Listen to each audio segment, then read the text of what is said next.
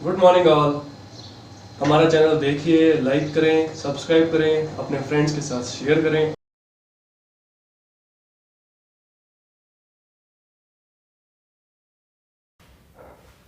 Good morning. आज हम animal physiology के बारे में बात करना शुरू करेंगे और हमारे सिलेबस में स्पेसिफिकली फिजियोलॉजी है, ये ध्यान रखना। एनाटॉमी वगैरह जो है वो हमारे नहीं हैं, हमारे उन पर क्वेश्चन नहीं आते हैं। तो हम स्पेसिफिकली फिजियोलॉजी के रेस्पेक्ट में ही बात करने वाले हैं और मोस्ट ऑफ क्वेश्चन हमारे जो हैं वो ह्यूमन के रेस्पॉन्स में ह्यूमन के रेस्पेक्ट में आते हैं। तो उसी के रेफरेंस में हम बात करेंगे, मोस्ट ऑफ हम जो भी करेंगे। तो सबसे पहला हमारा टॉपिक है blood and circulatory system. Blood क्या है? तो एक सिंपल शब्द में मैं कह सकता हूँ, blood is a liquid connective tissue. Blood क्या है? सिंपली मैं क्या कह सकता हूँ, blood is a liquid connective tissue. Next point, blood की कंपोनेंट के बारे में बात करूँ तो ब्लड किन से बना है? तो मैं कह सकता हूँ कि ब्लड जो है, उस ब्लड को मैं डिवाइड कर सकता हूँ ब्लड प्लाज्मा, ब्लड कॉर्पसल्स, या मैं कह सकता हूँ ब्लड की जो सेल्स हैं उनके अंदर, और दूसरा पार्ट हो सकता है ब्लड का प्लाज्मा।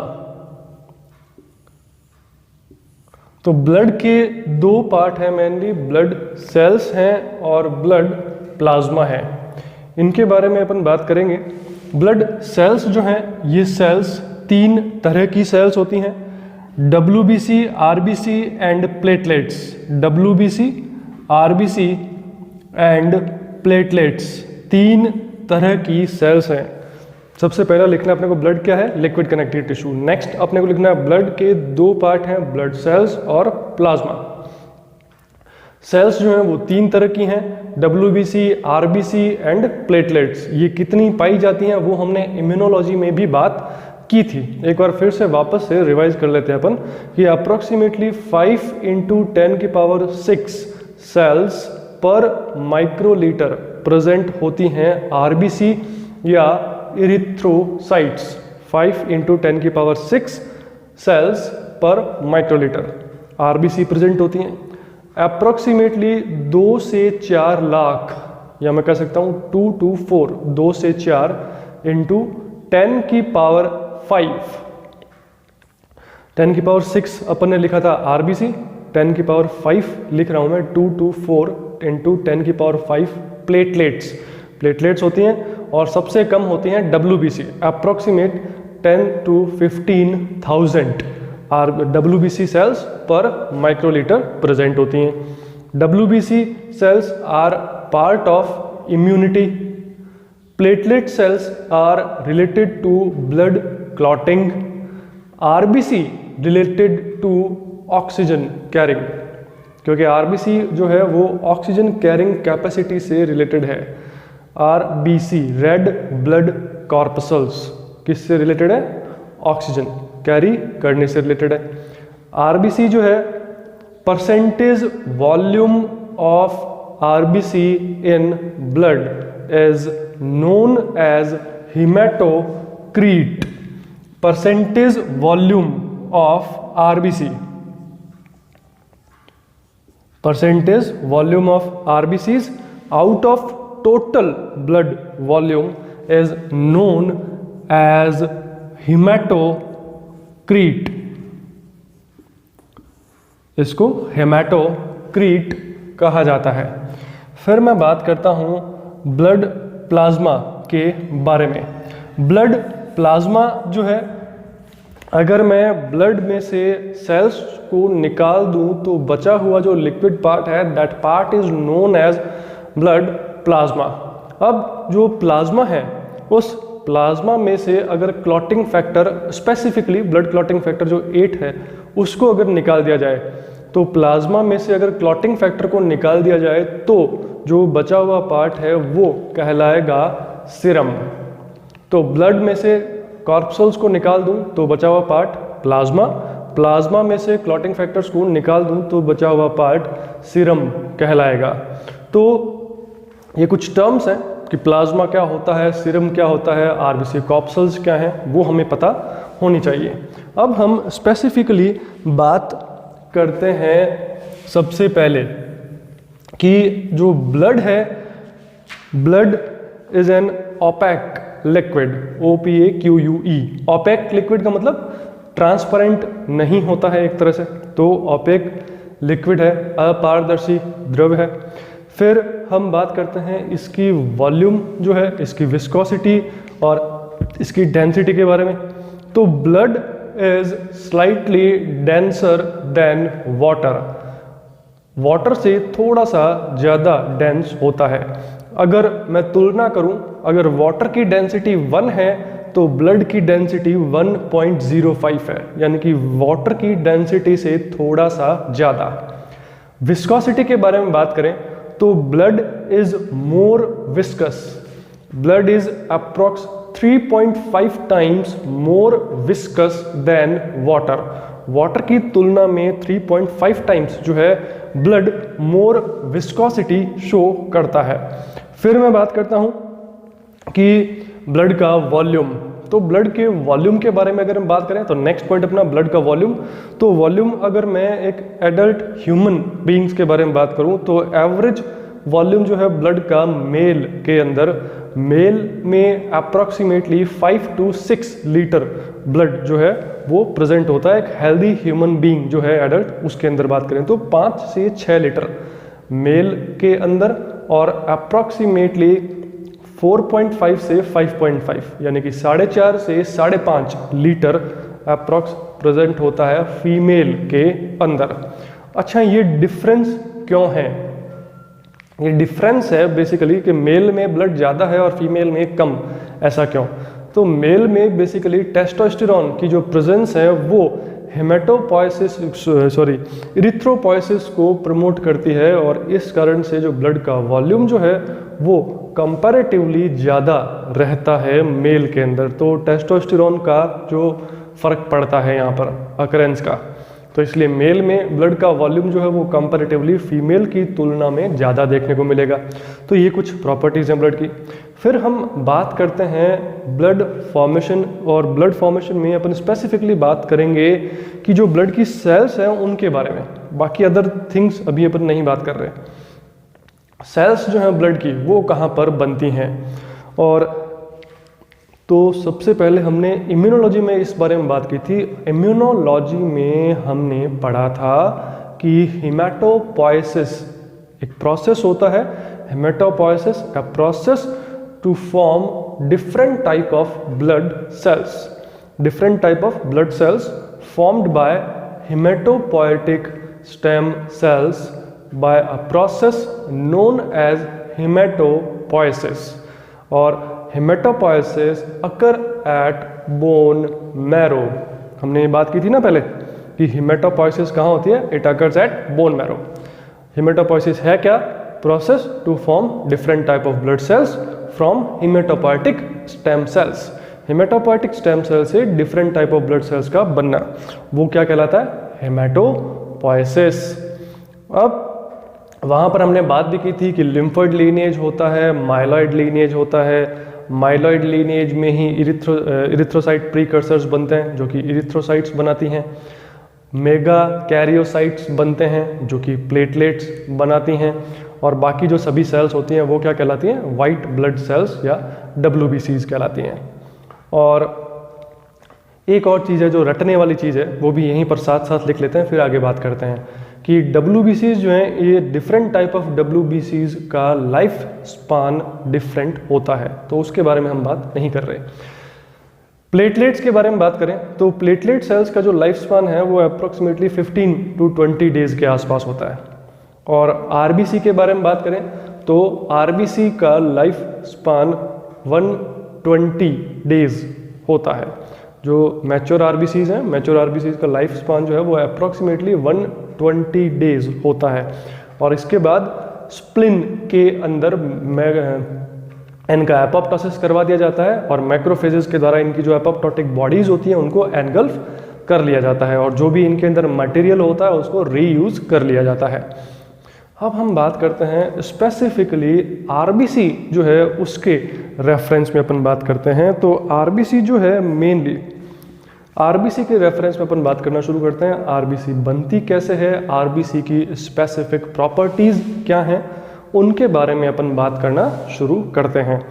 तो हम सबसे पहले तो बात करते हैं कि आरबीसी का फॉर्मेशन जो होता है वो कैसे होगा, उसके बारे में अपन बात करते हैं। सबसे पहले विस्कोसिटी, डेंसिटी, वॉल्यूम ब्लड की, इसके बारे में हमने बात कर ली। इसकी ऑपेक नेचर के बारे में हमने बात कर ली। 3 तरह की सेल्स इसके अंदर होती है। प्लाज्मा क्या होता है, सीरम क्या होता है, ये हमें पता है। हिमेटोपोइसिस क्या होता है, ये हमें पता है।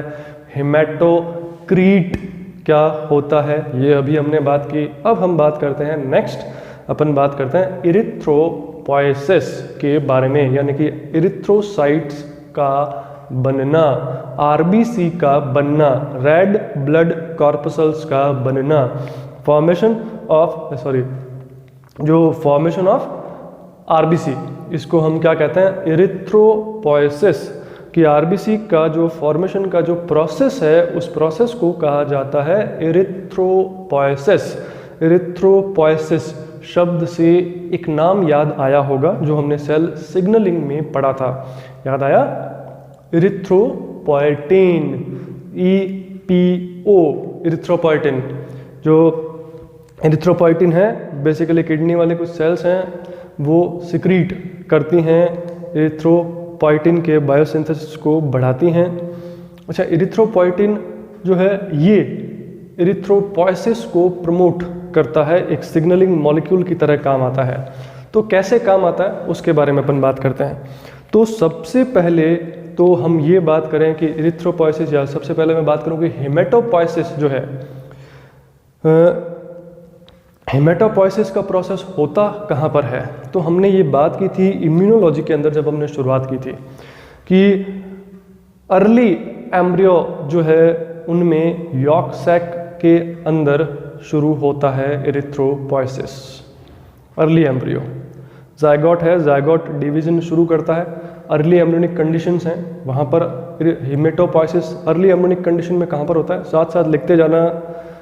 हेमेटोपोइसिस during early embryonic conditions, arrow लगा के उसके आगे लिख देना कहाँ पर होता है, at yolk sac. Next point, foetus के अंदर कहाँ पर होता है। अच्छा, अब ये शब्द है कि मैं पहले कह रहा था एम्ब्रियो, अब मैं कह रहा हूँ फीटस। भाई एम्ब्रियो में ऑर्गेनोजेनेसिस शुरू होने के बाद फीटस कहलाता है वो, या फीटल डेवलपमेंट कहते हैं उसको फिर अपन आगे। तो अब फीटस जो है, फीटस में स्प्लिन या लीवर जो है वो बन चुके हैं या बन रहे हैं।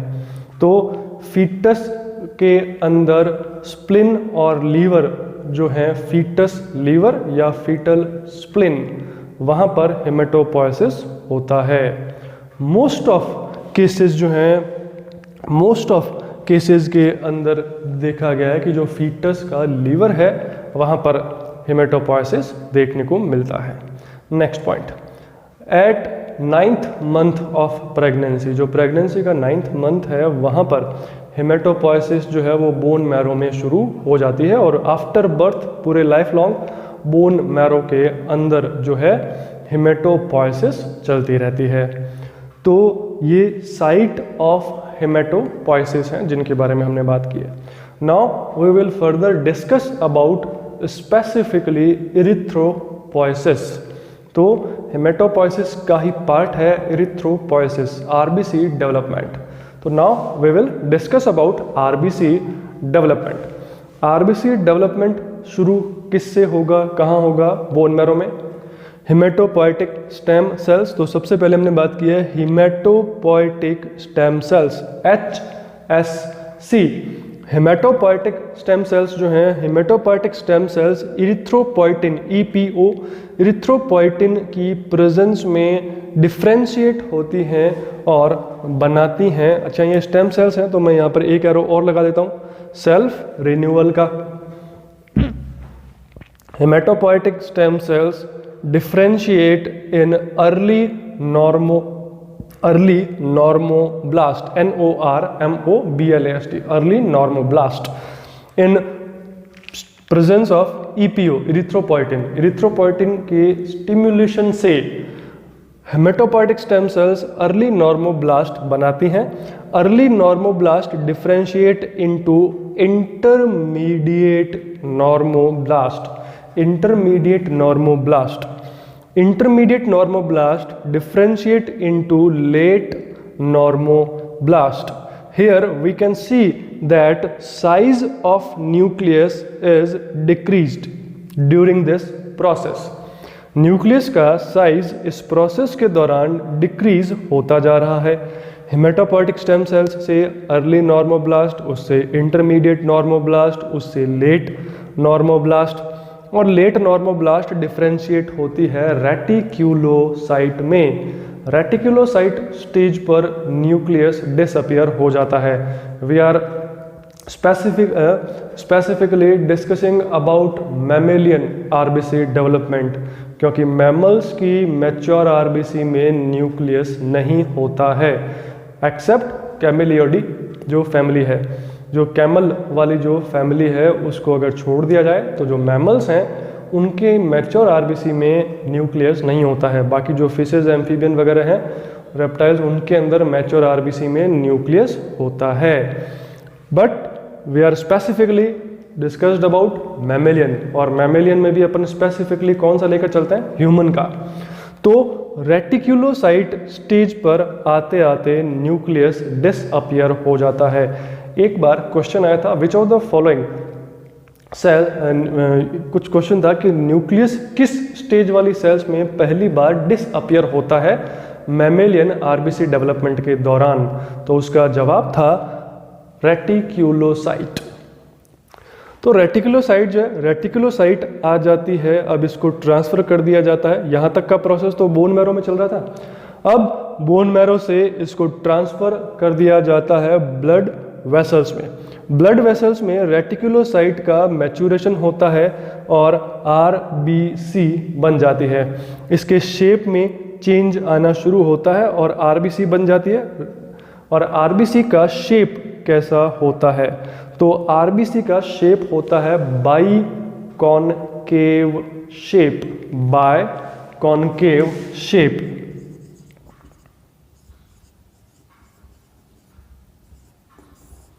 और अप्रॉक्स 7 माइक्रोन डायामीटर होता है आरबीसी का।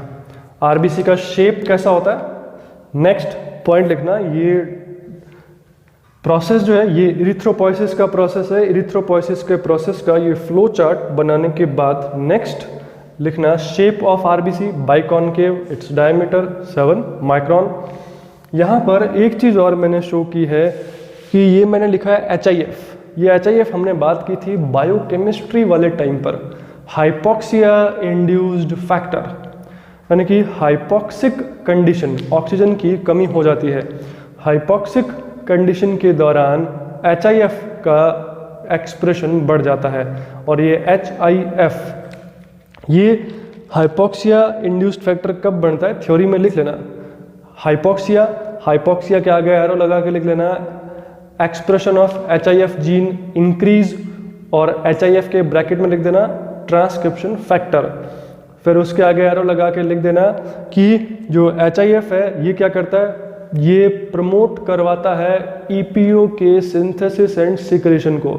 HIF प्रमोट करवाता है EPO यानी कि इरिथ्रोपोइटिन के सिंथेसिस और सिक्रेशन को। और इरिथ्रोपोइटिन का सिंथेसिस और सिक्रेशन होगा तो क्या होगा, तो उसके नीचे एरो लगा के लिख देना इरिथ्रोपोइसिस इंक्रीज, मतलब हाइपोक्सिक कंडीशन के दौरान इरिथ्रोपोइसिस बढ़ जाती है। बढ़ाता कौन है, HIF, इसलिए यहाँ पर ये मैंने थोड़ा सा ये टर्म डाल दी है।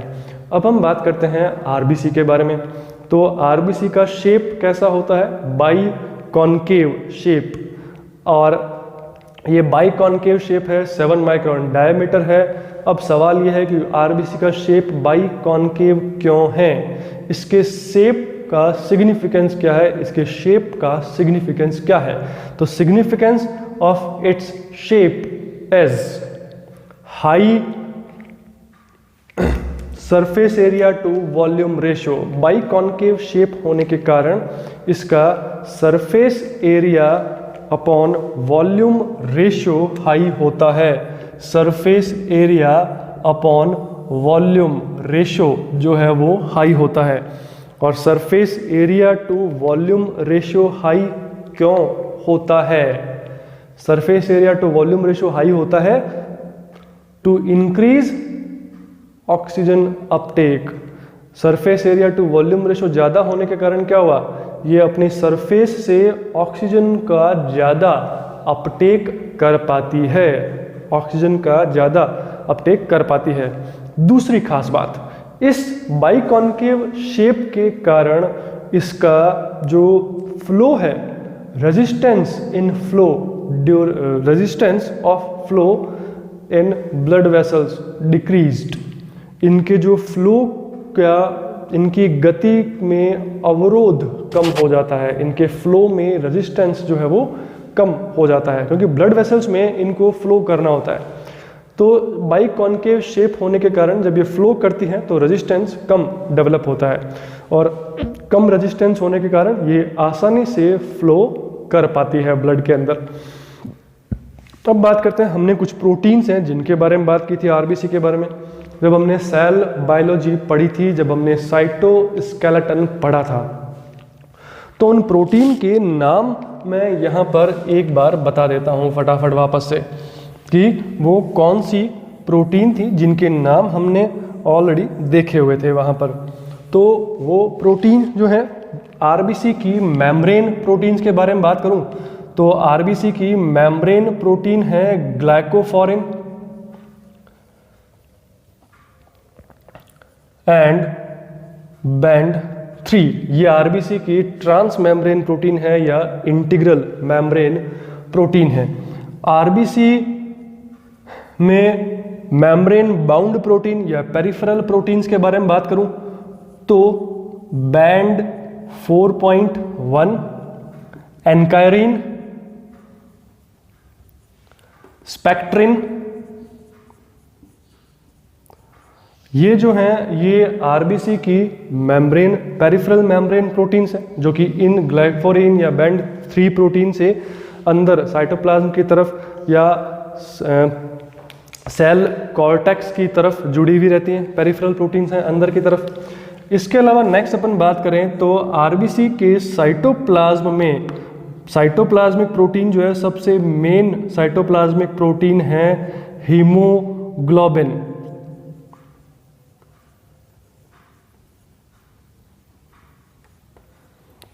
आरबीसी के साइटोप्लाज्म में मेन जो ऑक्सीजन कैरिंग प्रोटीन है वो क्या है, हीमोग्लोबिन। तो ये मेम्ब्रेन प्रोटीन्स हैं और ये साइटोप्लाज्मिक प्रोटीन है हीमोग्लोबिन, जो कि ऑक्सीजन कैरिंग प्रोटीन है।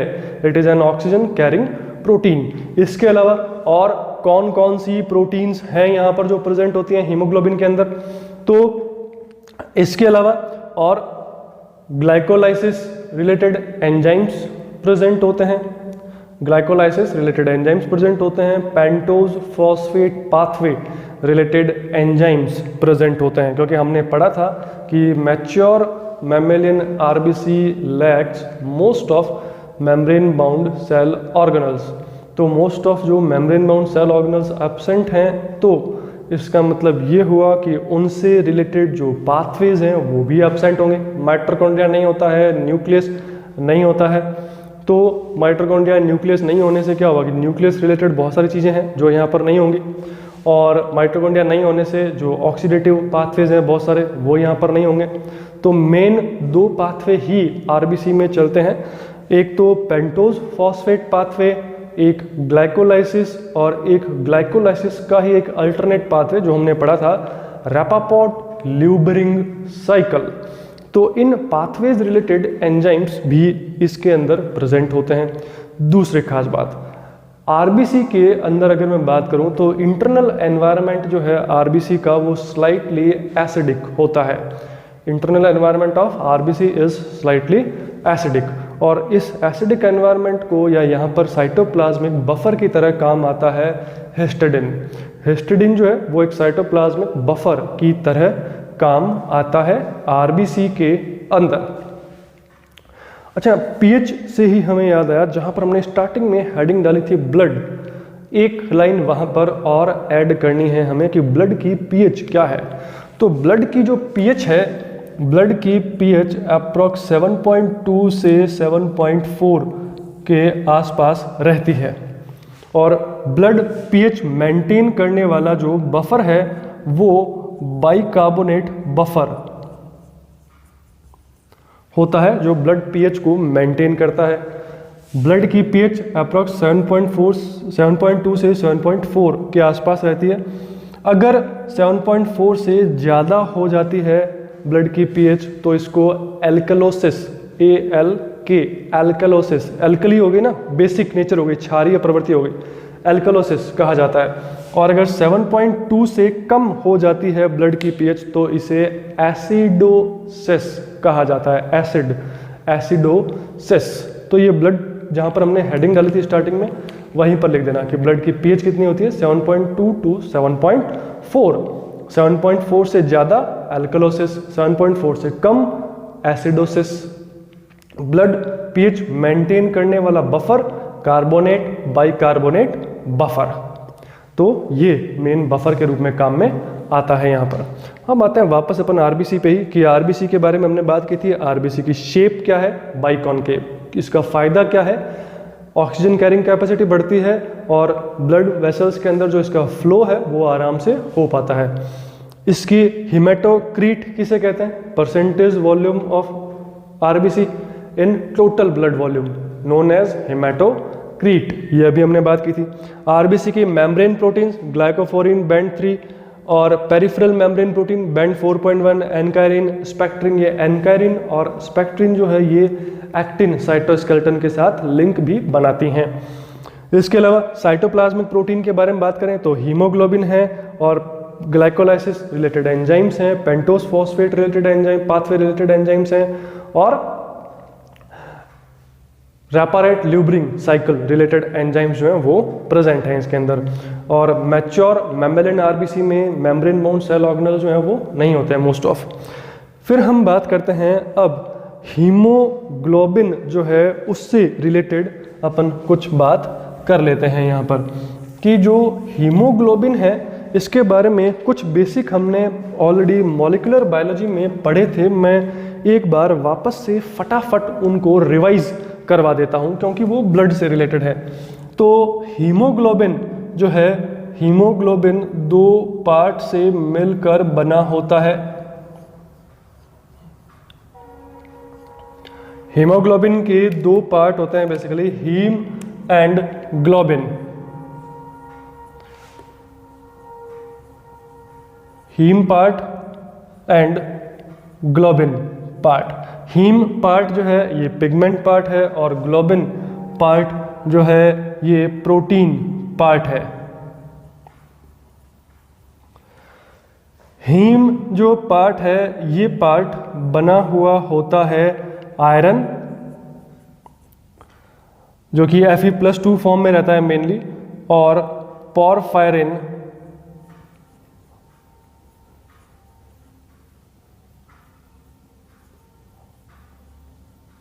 नाइन रिंग से बना हुआ होता है। हीमोग्लोबिन के अंदर अगर मैं बात करूं तो haemoglobin quaternary structure of protein को शो करता है। Haemoglobin quaternary structure of protein को शो करता है। हीमोग्लोबिन को Hb सिंबल से हमने शो किया था। हीमोग्लोबिन में 2 अल्फा और 2 बीटा चेन प्रेजेंट होती है, यानी कि हीमोग्लोबिन जो है ये हेटेरोटेट्रामर प्रोटीन का एग्जाम्पल है। Each monomer has 1 oxygen binding site. It means 1 hemoglobin can carry 4 oxygen molecule. 1 hemoglobin protein can carry 4 oxygen molecule. अब हम बात करते हैं कि हीमोग्लोबिन जो है इससे रिलेटेड जीन के एक्सप्रेशन के बारे में हमने बात की थी कि अल्फा चेन जो है ये ऑलवेज एक्सप्रेस होती है, अर्ली एम्ब्रियोनिक कंडीशन से ही एक्सप्रेस होना शुरू हो जाती है और जो है डेथ तक एक्सप्रेस्ड रहती है, अल्फा चेन वाली जीन जो है आरबीसी में। लेकिन दूसरा जो पॉलीपेप्टाइड चेन वाली जीन है वो उसमें हमने बात की थी कि अल्फा 2 एप्सिलॉन 2 ये प्रेजेंट होता है अर्ली एम्ब्रियोनिक डेवलपमेंट के दौरान। अल्फा 2 गामा 2 ये हीमोग्लोबिन प्रेजेंट होता है गैस्ट्रुलेशन से approximately late of 8th month of pregnancy तक।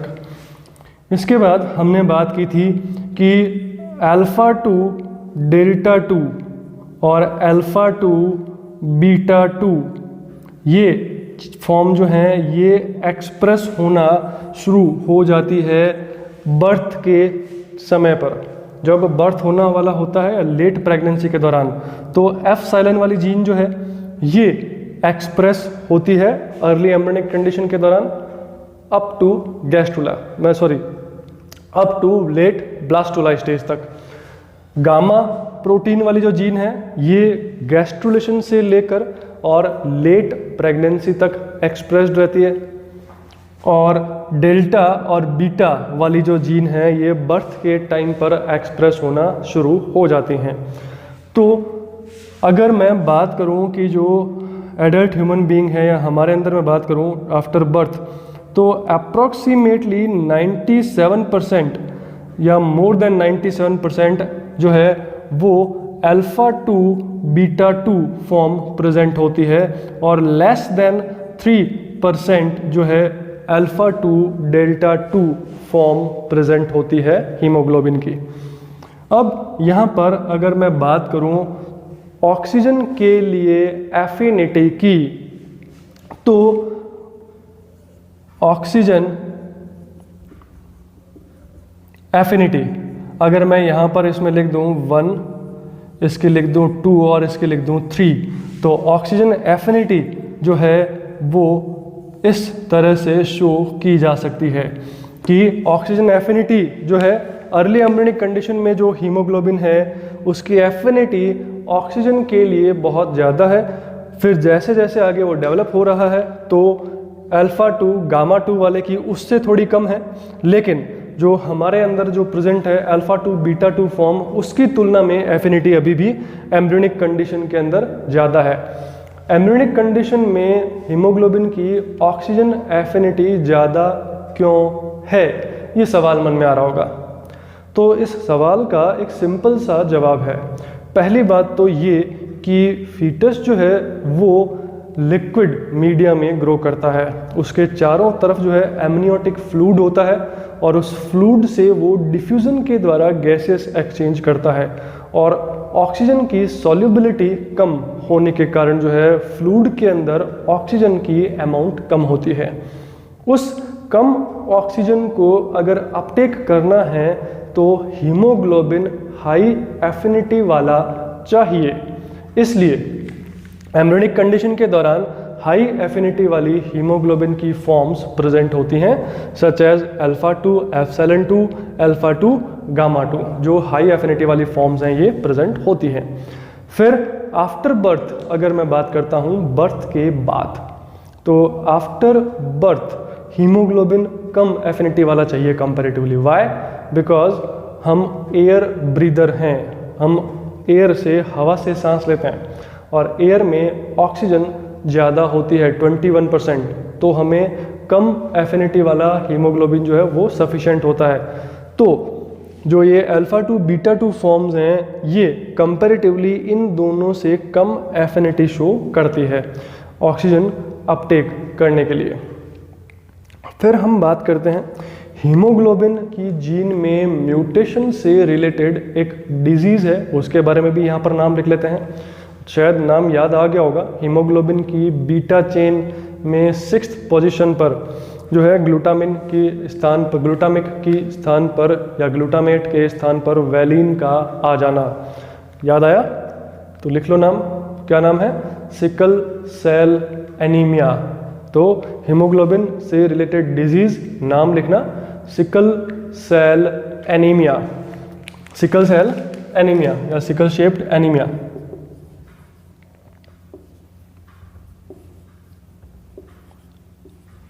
सिकल सेल एनीमिया, इसके बारे में लिख लो। म्यूटेशन हो जाता है, पॉइंट म्यूटेशन कहां पर होता है? 6th codon of beta globin chain gene, mutation in 6th codon of beta globin gene. तो ये बीटा ग्लोबिन जीन में 6th कोडोन पर म्यूटेशन हो जाता है, और म्यूटेशन से होगा क्या? Valine comes in place of glutamic acid, glutamic acid की जगह पर वैलिन आ जाता है, और ये जो म्यूटेटेड फॉर्म है, ये mutated form of haemoglobin form a protein aggregate और एमाइलॉइड लाइक स्ट्रक्चर, प्रोटीन के एग्रीगेट्स बनाना शुरू करती है ये म्यूटेटेड हीमोग्लोबिन, और that aggregates of protein will distort the shape of RBC, और ये जो एग्रीगेट्स हैं प्रोटीन के, ये आरबीसी की शेप को डिस्टॉर्ट कर देते हैं, उसको एबनॉर्मल बना देते हैं, और आरबीसी जो है वो शिकल शेप में आ जाती है। तो शिकल शेप्ड आरबीसी हो जाती हैं इस म्यूटेशन के कारण, और इस सिकल शेप्ड आरबीसी होने के कारण ऑक्सीजन कैरिंग कैपेसिटी कम हो जाती है, और किसी भी कारण से ब्लड की ऑक्सीजन कैरिंग कैपेसिटी कम होने से जो डिजीज़ होती है उसको कहा जाता है एनीमिया। तो इसको क्या कहा जाएगा? Sickle cell anaemia. तो सिकल शेप्ड एनीमिया जो है ये बेसिकली किसके कारण होता है? हीमोग्लोबिन की जीन में म्यूटेशन के कारण होने वाली डिजीज है। नेक्स्ट पॉइंट, अब हम बात करते हैं, हमने मॉलिक्यूलर बायोलॉजी में रेगुलेशन पढ़ा था ग्लोबिन चेन की जीन का, वहाँ पर मैंने एक नाम लिखवाया था HCR या HKI, हेमिन कंट्रोल्ड रिप्रेशर या हेमिन कंट्रोल्ड काइनेज इनहिबिटर। तो वो जो HCR काइनेज था वो EIF2 अल्फा काइनेज फैमिली से बिलोंग करता है, जो हमने पढ़ा था वहाँ पर मॉलिक्यूलर बायोलॉजी में। EIF2 अल्फा काइनेज फैमिली से बिलोंग करने वाला।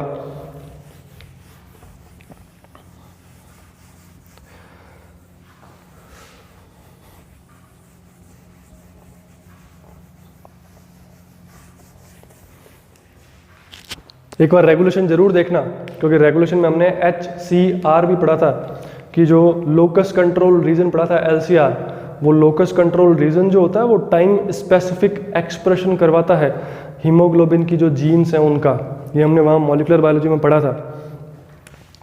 ठीक है, तो यहाँ पर एक चीज़ हमने और पढ़ी थी मॉलिक्यूलर बायोलॉजी में कि translation level regulation gene regulation, translation level gene regulation in eukaryotes. वहाँ पर हमने बात की थी कि ग्लोबिन चेन का जीन रेगुलेशन, जब आयरन, ये चीज़ वहाँ लिखी हुई है, मैं वापस से रिवाइज करवा रहा हूँ फटाफट, कि एक कंडीशन है कि आयरन जो है, आयरन अगर इंक्रीज हो जाए तो आयरन के इंक्रीज होने पर हीम जो है वो इंक्रीज होगा, और ये हीम जब इंक्रीज होता है तो ये हीम क्या करता है कि ये हीम रोक लेता है इस HCR को या EIF2 अल्फा काइनेज को। HCR कहूँ या HKI कहूँ, या ये EIF2 अल्फा जो काइनेज फैमिली है उससे रिलेटेड है। और EIF2 अल्फा काइनेज क्या करते हैं? EIF2 जो ट्रांसलेशन फैक्टर है उसको फॉस्फोराइलेट करते हैं, जिससे कि वो EIF2 B के साथ बाउंड नहीं हो पाता है, और ATP ADP GTP GDP exchange नहीं हो पाता है, और EIF2 इनिशिएशन फैक्टर जो है वो एक्टिव फॉर्म में नहीं आ पाता है और ट्रांसलेशन रुक जाता है। तो ये HCR क्या करेगा? कुल मिलाकर ये अगर एक्टिव होता है तो ये HCR रोकता है ग्लोबिन जीन के ट्रांसलेशन को।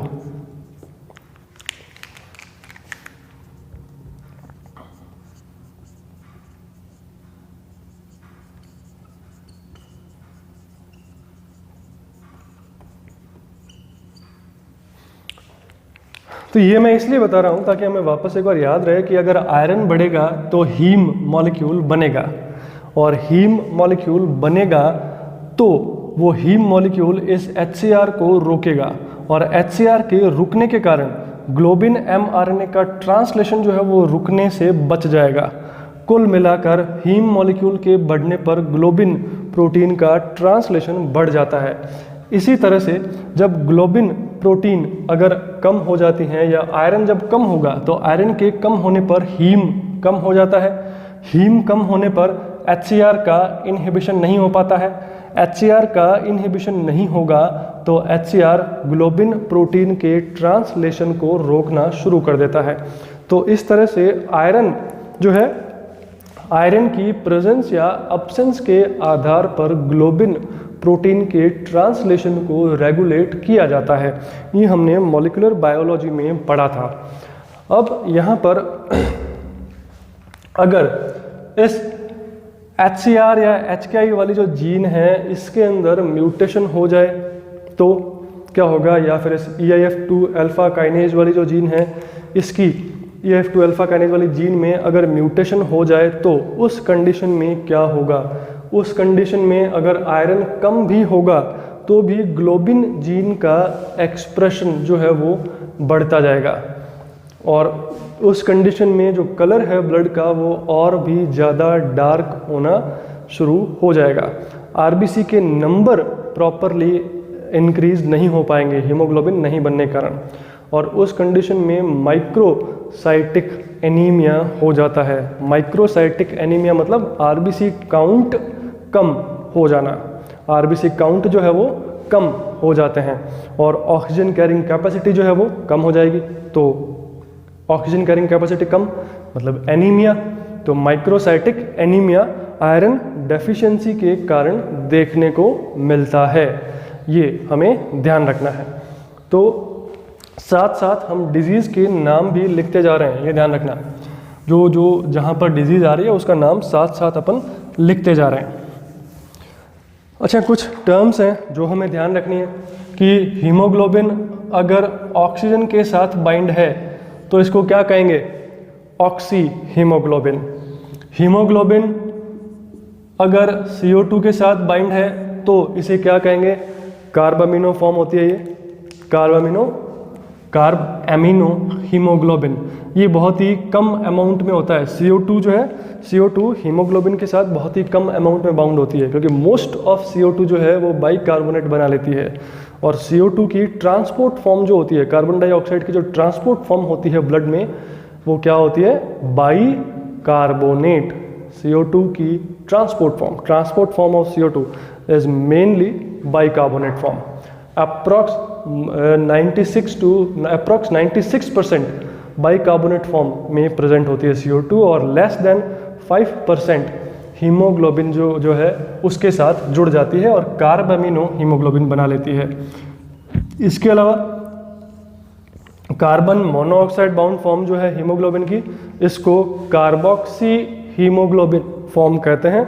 और ये जो फॉर्म है ये ऑक्सीजन के साथ बाइंड नहीं हो पाती है, क्योंकि कार्बन मोनोऑक्साइड अगर हीमोग्लोबिन के साथ बाइंड हो जाती है तो ये ऑक्सीजन की तुलना में more than 200 times affinity show करती है हीमोग्लोबिन के साथ। और हीमोग्लोबिन के साथ इतना प्यार है इसका, इतनी एफिनिटी है इसकी, तो ये हीमोग्लोबिन को नहीं छोड़ेगी, और हीमोग्लोबिन को नहीं छोड़ेगी तो ऑक्सीजन को बाइंड नहीं होने देगी, और ऑक्सीजन बाइंड नहीं होगा तो ऑक्सीजन की डेफिशिएंसी हो जाएगी, हाइपोक्सिक कंडीशन क्रिएट हो जाएगी। तो ये कुछ टर्म्स हैं जो हमें ध्यान होनी चाहिए। नेक्स्ट, अब हम बात करते हैं ब्लड जो है उसके अंदर RBC के अलावा और क्या क्या चीज़ें प्रेजेंट हैं उनके बारे में अपन बात करते हैं। हीमोग्लोबिन के बारे में ज़्यादा बात अभी यहाँ पर इसलिए नहीं करी है क्योंकि हम जिस टाइम पर रेस्पिरेशन पढ़ेंगे तो वहाँ पर हम हीमोग्लोबिन के बारे में, या सर्कुलेशन जब अपन गैसियस एक्सचेंज पढ़ेंगे O2 CO2 का, तो वहाँ पर हम हीमोग्लोबिन के बारे में दोबारा से बात करने ही वाले हैं। हाँ, एक चीज़ है जो हमने शायद पहले हीमोग्लोबिन के बारे में एंजाइम्स जब पढ़े थे तो हमने शायद डिस्कस की थी हीमोग्लोबिन के बारे में एक चीज़, और वो यहीं पर बता देता हूँ मैं कि हीमोग्लोबिन का ऑक्सीजन सैचुरेशन जो कर्व है वो सिग्मोइडल कर्व होता है। ठीक है, ये हम डिटेल में आगे बात करेंगे, यहाँ पर एक सिर्फ थोड़ा सा एक आइडिया दे देता हूँ, क्योंकि हमने एंजाइम में कुछ बेसिक चीज़ें पढ़ी थी। और इसका जो 100% सैचुरेशन होता है हीमोग्लोबिन का, वो more than 110 mm of Hg पर होता है, और 40 mm of Hg के आसपास आते आते हीमोग्लोबिन अपना 75%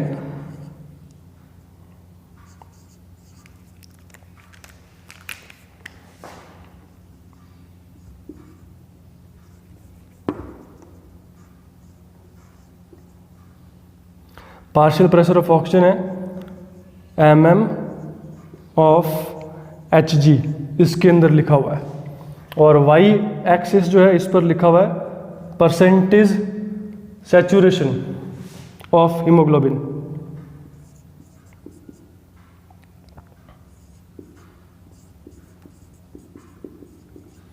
percentage oxygen saturation of haemoglobin, तो 100% सैचुरेशन है, फिर 40 mm ऑफ Hg तक आते आते ये 75% सैचुरेट हो जाती है। मतलब एक ऑक्सीजन जो है वो हीमोग्लोबिन रिलीज कर देता है 40 mm ऑफ Hg तक आते आते।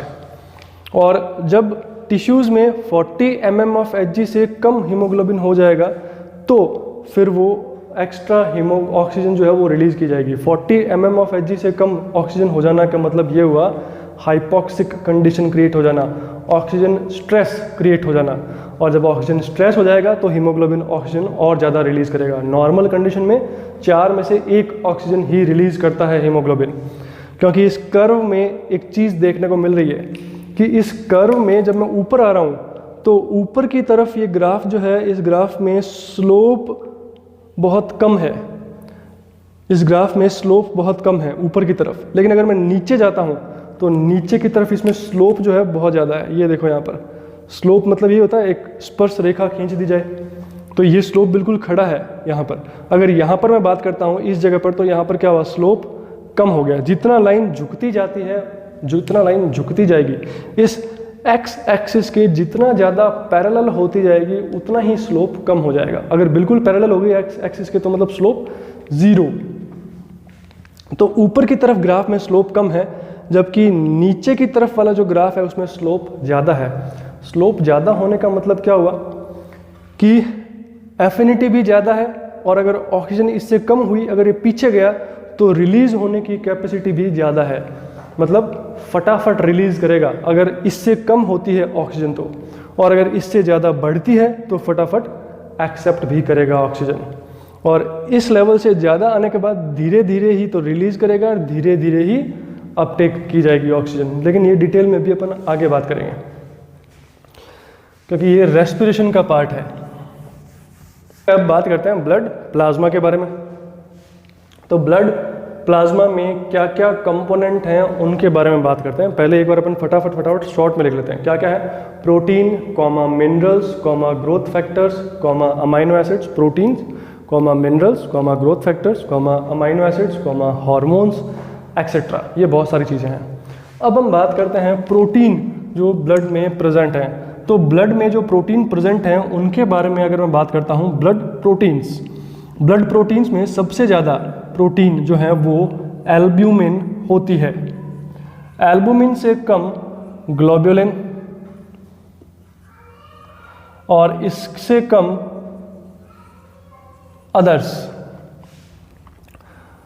अदर्स जो है इनके अंदर क्या क्या आएंगे, इसके अंदर आएंगे different type of enzymes. Others जो है इसके अंदर क्या क्या आएंगे, लिखते रहना साथ साथ। ब्लड प्रोटीन्स में सबसे ज़्यादा एल्बुमिन, उससे कम ग्लोबुलिन, उसके बाद में लिखा हमने अदर्स जो प्रोटीन है उनमें क्या क्या आएंगे, तो ब्रैकेट में चाहो तो लिख लेना enzymes related to metabolic pathways, different metabolic pathways, चाहे वो ट्रांसएमिनेजेज हो, चाहे वो ग्लाइकोलाइसिस हो, पेंटोज फॉस्फेट पाथवे हो, रैपाराइट ल्यूब्रिंग पाथवे हो, वो सारे एंजाइम्स जो हैं वो यहाँ पर आएंगे। एल्बुमिन सबसे ज़्यादा है, ये ब्लड बफरिंग का काम भी करती है, साथ साथ ये जो है कुछ लिपिड कैरियर की तरह भी काम में आती है। ये हमने पढ़ा था बायोकेमिस्ट्री में, मेटाबॉलिक पाथवे जब हमने पढ़े थे, वहाँ पर फैटी एसिड्स को कैरी करने का काम भी करती है एल्बुमिन ब्लड के अंदर। Globulin for example gamma globulin, globulin mainly related to immunity. इसके अलावा और भी ग्लोबुलर प्रोटीन्स हैं जो एज ए एंजाइम प्रेजेंट होती हैं। फिर हम बात करें ब्लड में कुछ एंजाइम्स हैं जिनका लेवल कम या ज़्यादा होना किसी डिजीज़ को रिप्रेजेंट करता है। फॉर एग्जांपल हमने पढ़ा था SGPT और SGOT, ये हमने पढ़े थे एंजाइम ट्रांस एमिनेशन रिएक्शन के दौरान। SGPT, SGOT serum glutamate pyruvate transaminase, serum glutamate oxaloacetate transaminase, या इनको ALT AST भी कहा जाता है। ये हमने बायोकेमिस्ट्री में लिखा हुआ है। SGPT SGOT का ब्लड में इंक्रीज होना किस डिजीज के बारे में बताता है? याद करो, लिखा हुआ है तुम्हारी कॉपी में। लीवर एंड मायोकार्डियल इन्फ्रेक्शन के बारे में बताता है। अगर SGPT और SGOT का लेवल इंक्रीज होता है तो। इसके अलावा अल्कलाइन फॉस्फेटेज अगर इंक्रीज होता है तो, अल्कलाइन फॉस्फेटेज अगर इंक्रीज होता है तो ये डिफरेंट मेटाबॉलिक एरर्स को शो करता है। Acid phosphatase increased amount observed during cancer, acid phosphatase increased amount observed during cancer. तो ये कुछ डिजीज हैं जो कि रिलेटेड हैं। ब्लड में प्रेजेंट जो प्रोटीन्स हैं उनका लेवल कम या ज़्यादा होने से इन डिजीज़ का पता लगाया जा सकता है। और भी बहुत सारे टेस्ट हैं जो कि ब्लड में प्रोटीन का लेवल या ब्लड में जो डिफरेंट टाइप कंपोनेंट्स हैं उनका लेवल कम या ज़्यादा होने पर डिफरेंट डिजीज़ जो हैं उनको डायग्नोस किया जा सकता है। एक और सबसे खास बात जो ब्लड प्रोटीन के बारे में मैं कहूँ कि blood protein is used to regulate osmolarity of blood. Osmolarity जो है ब्लड की, उसको रेगुलेट करने के लिए काम आती है। ब्लड का जो हाइड्रोस्टैटिक जो प्रेशर बनता है, जो ऑस्मोटिक प्रेशर है ब्लड का, it is mainly regulated by blood proteins. Blood की जो प्रोटीन्स है वो एक स्पेसिफिक प्रेशर, ऑस्मोटिक प्रेशर बना के रखती है ब्लड के अंदर। अगर इन प्रोटीन्स की कमी हो जाती है तो उस कंडीशन में एडिमा डिजीज देखने को मिलती हैं, ADEMA, एडिमा। ब्लड जो है वो लॉस होना, ब्लड में से वाटर का लॉस होना शुरू हो जाता है और वो स्वेलिंग करवा देता है बॉडी के अंदर। तो ये एडिमा भी अपन आगे बात करेंगे। तो ये हैं ब्लड की प्रोटीन्स। फिर हम बात करते हैं ब्लड में मिनरल्स के बारे में। तो कैटाइंस के बारे में अगर मैं बात करता हूँ ब्लड के अंदर, तो ब्लड में कैटाइंस जो हैं वो सोडियम है, कैल्शियम है, पोटेशियम है, एक्सेट्रा, ये कैटाइंस देखने को मिलते हैं। नेगेटिव चार्ज आयन के बारे में अगर मैं बात करूं तो ये नेगेटिव चार्ज आयन देखने को मिलते हैं ब्लड के अंदर, positive and negative charge ions. ये हमने कुछ मेन जो नाम हैं वो लिखे हैं। ये मेन वो हैं जो आयनिक होम्योस्टेसिस से रिलेटेड हैं। मेनली आयनिक होम्योस्टेसिस जो है वो रेगुलेट की जाती है इन आयंस के द्वारा, sodium, calcium, potassium chloride, bicarbonate. इसके अलावा बाइकार्बोनेट जो है ब्लड पीएच को मेंटेन करने का काम आता है। ब्लड पीएच बफर कौन सा होता है? Carbonate, bicarbonate. CO2 mainly transported in bicarbonate form in blood. तो ये कुछ चीज़ें। इसके अलावा ब्लड के अंदर डिफरेंट ग्रोथ फैक्टर्स और जो हैं हार्मोन्स हैं, जो एंडोक्राइन ग्लैंड्स वाले हार्मोन्स हैं, उनका ट्रांसपोर्ट मेनली ब्लड के द्वारा किया जाता है। अमाइनो एसिड्स प्रेजेंट होते हैं, क्योंकि हमने ये भी पढ़ा था बायोकेमिस्ट्री के दौरान कि जो अमोनिया है या जो नाइट्रोजन है उसका ट्रांसपोर्ट मेनली अमाइनो एसिड्स की फॉर्म में किया जाता है। और जो सबसे ज़्यादा अमाउंट में प्रेजेंट होते हैं वो है ग्लूटामिन और एलानिन। तो ग्लूटामिन जो है और एलानिन जो है ये मेन ट्रांसपोर्ट फॉर्म है अमोनिया की, जो कि ब्लड में प्रेजेंट रहते हैं। तो बहुत सारी चीज़ें हैं जो ब्लड के अंदर प्रेजेंट हैं, मेन हमने यहाँ पर देख ली हैं। फिर बात करते हैं अब हम आरबीसी जो है उसके लाइफ स्पान के बारे में, और उसका जब लाइफ स्पान कंप्लीट हो जाएगा तो उसका डिग्रेडेशन किस तरह से किया जाएगा उसके बारे में